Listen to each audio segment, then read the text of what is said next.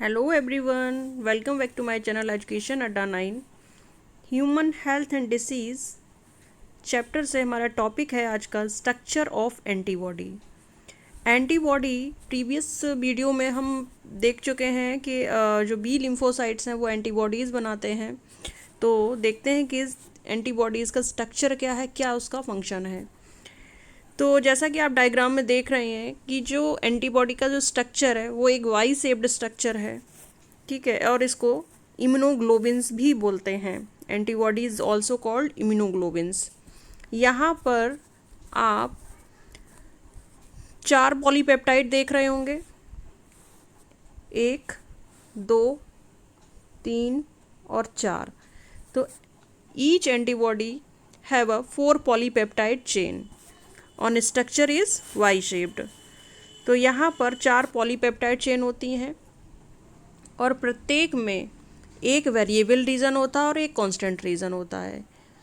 इसी प्रकार it is a Y shaped structure which consist 4 polypeptide chain. यहाँ पर 2 heavy chain and 2 light chain होंगी और इसको रिप्रेजेंट करते हैं, इसका एक फॉर्मूला है, इसको बोलते हैं H2L2, यानी 2 heavy and 2 light. So this structure allowed the antibody molecule to carry out their dual function. यहाँ पर इसके एक तरह से 2 फंक्शन है, एक तो एंटीजन को बाइंड करता है, दूसरा बायोलॉजिकल एक्टिविटी मीडिएशन में होता है, ठीक है। तो different part of the antibody fragments antigen binding fragment, जिसको फैब बोलते हैं, और दूसरा होता है फ्रेगमेंट क्रिस्टलाइजेबल रीजन और इसको बोलते हैं FC रीजन।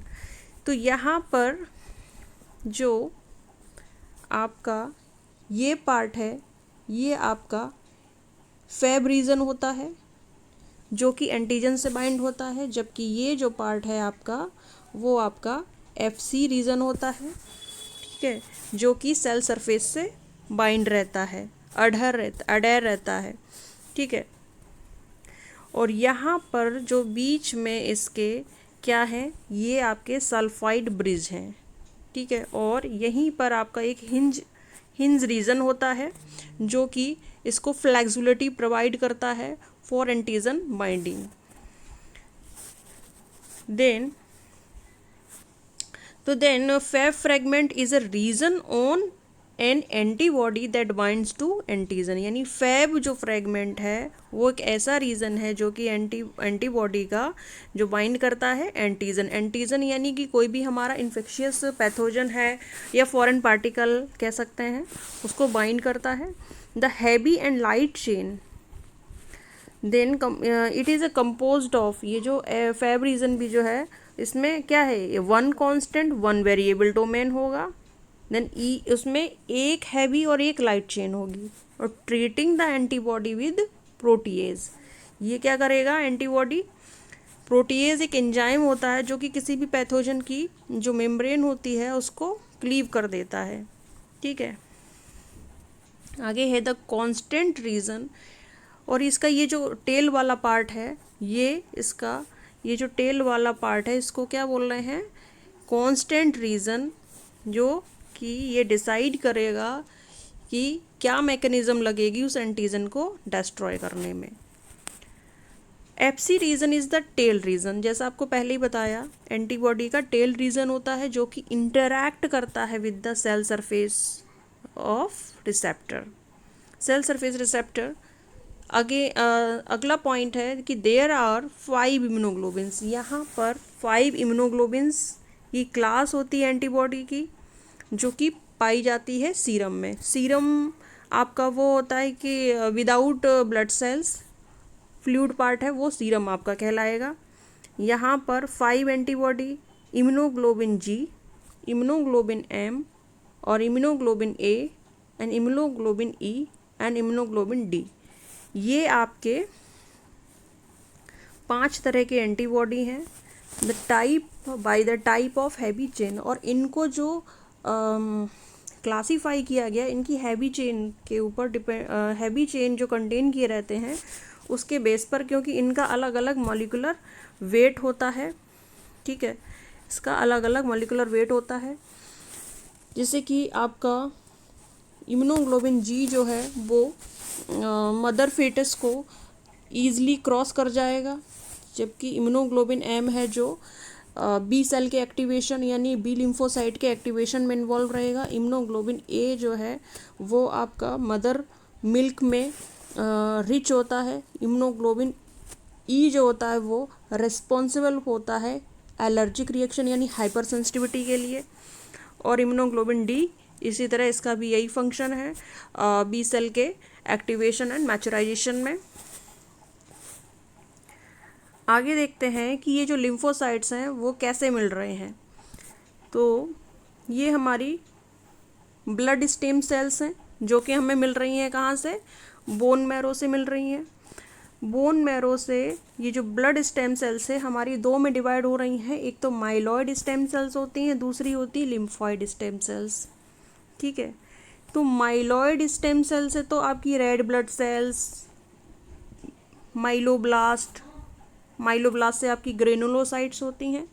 ग्रेनुलोसाइट्स में आपकी होंगी इओसिनोफिल्स, बेसोफिल्स और न्यूट्रोफिल्स। जबकि लिम्फॉइड स्टेम सेल्स में जो लिम्फोब्लास्ट सेल्स होती हैं वो आप बनाएंगी तीन, एक तो B lymphocyte, T lymphocyte and natural killer cells, जिनको एनके सेल्स भी बोलते हैं।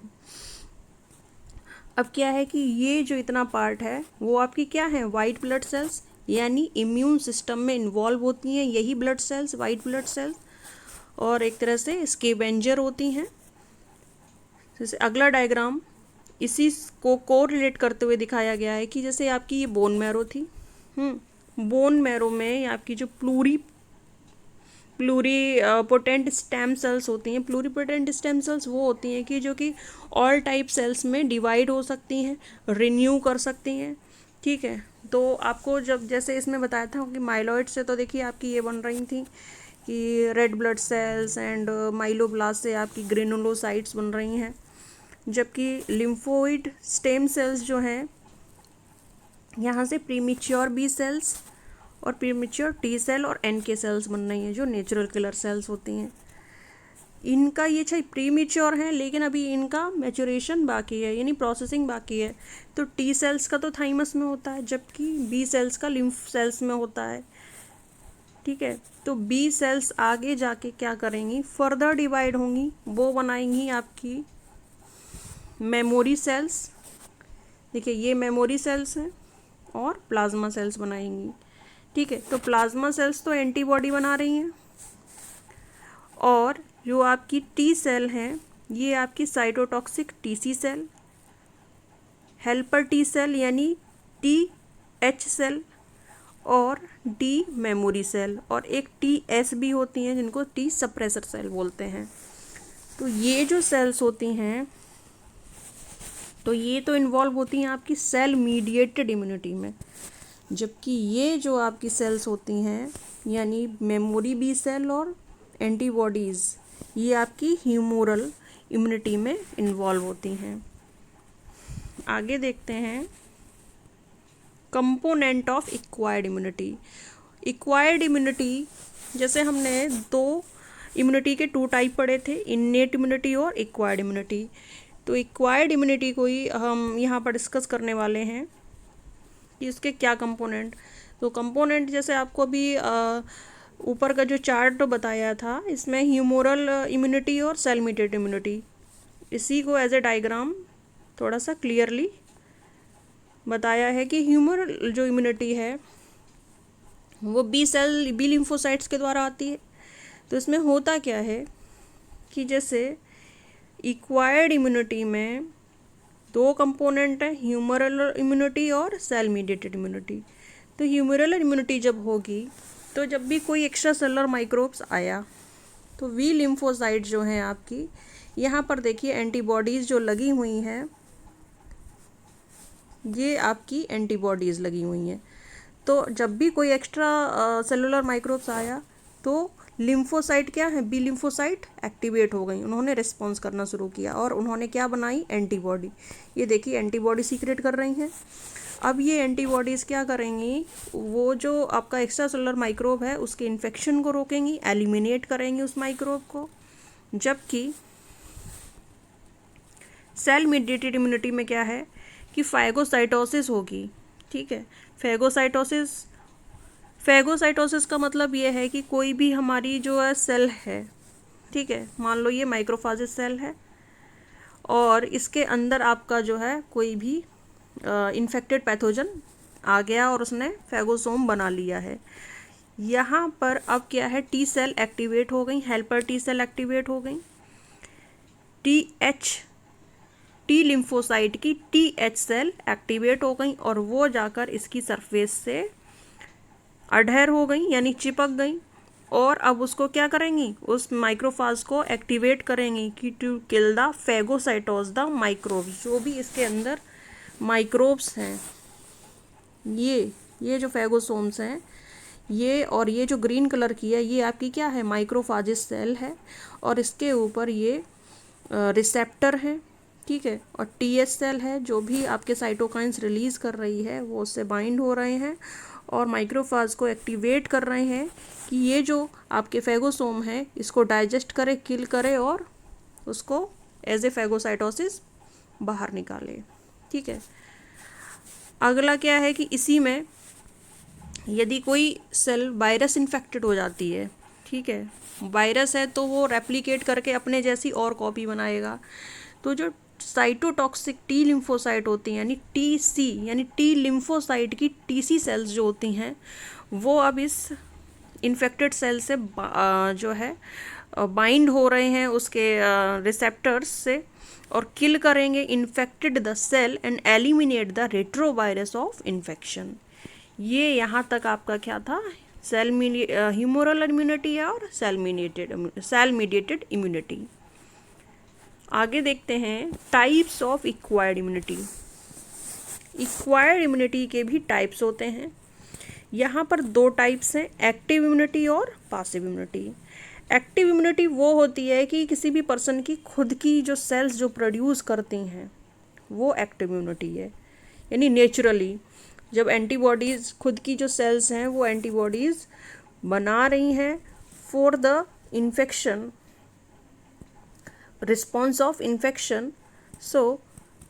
तो और इसको वैक्सीनेशन भी कह सकते हैं। इट इज़ अ स्लो, और ये कैसी होती है, थोड़ी सी स्लो होती है। Take a time in the formation of antibodies को बनाने में थोड़ा टाइम लेती हैं। जबकि पासिव इम्यूनिटी में क्या है कि रेडीमेड एंटीबॉडीज़ होंगी जो कि डायरेक्टली इंजेक्ट की जाएंगी पर्सन में और वो प्रोटेक्ट करेंगी बॉडी को अगेंस्ट द फॉरेन एंटीजन। ठीक है, it provides the immediate relief. अब यहाँ पर भी एक्टिव इम्यूनिटी के भी दो पार्ट हैं, नेचुरल और आर्टिफिशियल। नेचुरल में लाइक आपको स्मॉल पॉक्स हो गया या मीज़ल्स हो गए या मम्स हो गए, तो ये क्या है कि कुछ ही टाइम में आपके अंदर इसके अगेंस्ट एंटीबॉडी बनेंगे और अपने आप ही आप 4-5 दिन में ठीक हो जाएंगे। ठीक है, जबकि आर्टिफिशियल एक्टिव इम्यूनिटी में क्या होगा कि जैसे आपका BCG वैक्सीन है, ठीक है, वो ले ली जाए। और ये भी वैक्सीन भी आपकी दो तरह की होती है, लाइव होती है और किल्ड होती है। लाइव मतलब किसी भी पैथोजन को बीक कर दिया जाए और बीक होने के बाद उससे एक वैक्सीन बनाई जाए, तो वो क्या है आपकी BCG वैक्सीन। जबकि किल्ड वैक्सीन क्या है, उस पैथोजन को मार के वो वैक्सीन बनाई जा रही है। ठीक है, तो the vaccine for enteric fever of antibody, the toxoid of diphtheria and tetanus, toxoid से भी बनाते हैं। अगला है पासिव इम्यूनिटी। पासिव इम्यूनिटी के भी फर्दर 2 में डिवाइड है, नेचुरल और आर्टिफिशियल पासिव इम्यूनिटी। तो नेचुरल पासिव इम्यूनिटी में क्या होगी कि पासिवली ट्रांसफर्ड की जाएगी फ्रॉम द मदर टू फाइटस। जैसे कि कोई भी प्रेग्नेंट मदर है तो उसके जो फीटस में प्लेसेंटा के थ्रू जो एंटीबॉडी क्रॉस करेगा वो होगा इम्यूनोग्लोबिन G, और ये क्या है किसी भी इन्फेक्शन से जो है फीटस को प्रोटेक्ट करेगा। ठीक है। जबकि कोलेस्ट्रम क्या है? कोलेस्ट्रम जो है फर्स्ट ब्रेस्ट मिल्क होता है, जो कि रिच होता है इम्यूनोग्लोबिन ए, यानी उसमें जो एंटीबॉडी ए है वो रिच होती है, जो कि जो भी बेबी है उसके नरिशमेंट के लिए बहुत ज़्यादा इंपॉर्टेंट होती है और किसी भी इन्फेक्शन से वो प्रोटेक्ट करती है।